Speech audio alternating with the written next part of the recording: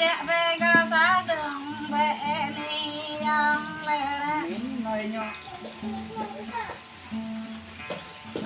lên đi đam về ga giá đường để yang về nên để tạo ra đi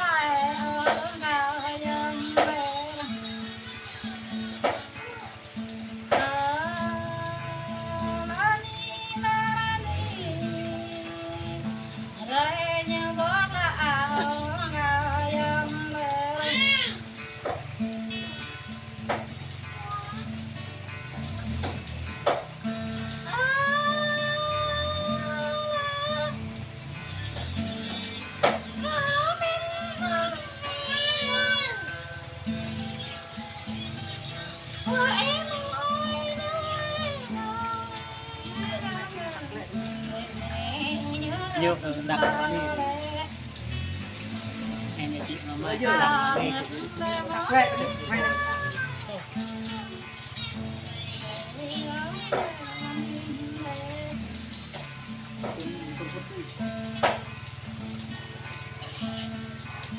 đâu tao không phải chứ ăn chứ đây đang quay này em ơi anh ơi chị ơi hỏi này và ngạn này nè bắt cái lúc làm cái này thưa quý vị và sư bạn hôm nay Ami bốt và Amap Blab đang chuẩn bị đánh đàn hát đây là ma bốt đã ghen rồi thông cảm mọi người thông cảm nha này là mình đang quay phim thời 2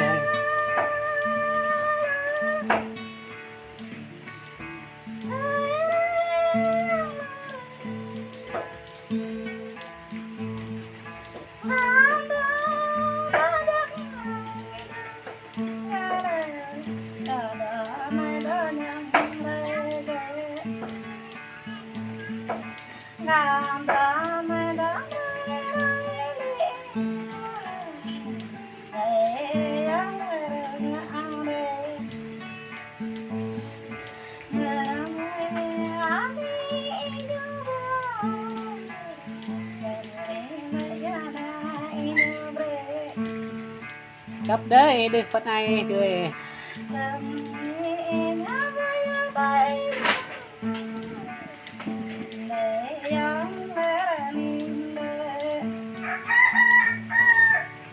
đấy nước giọt rung nằm đi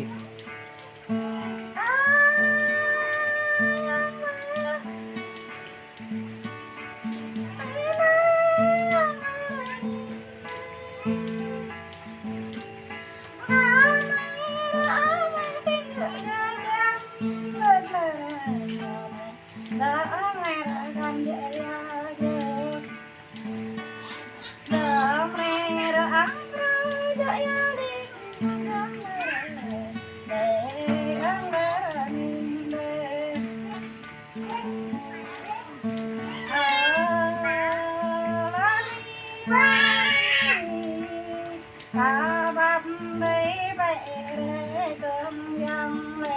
Rồi như thuộc lại mình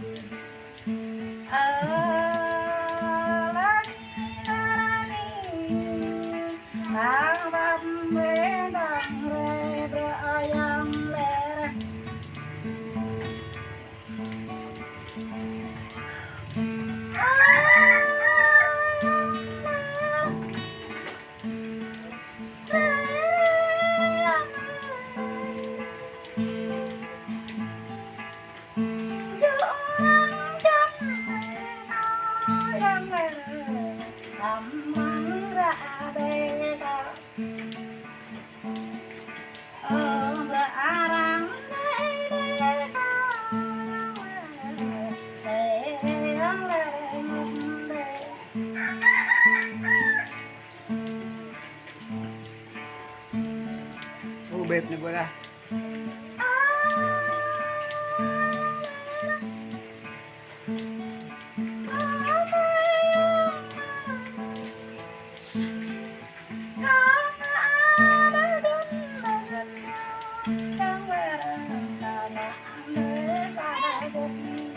nặng đi luôn này.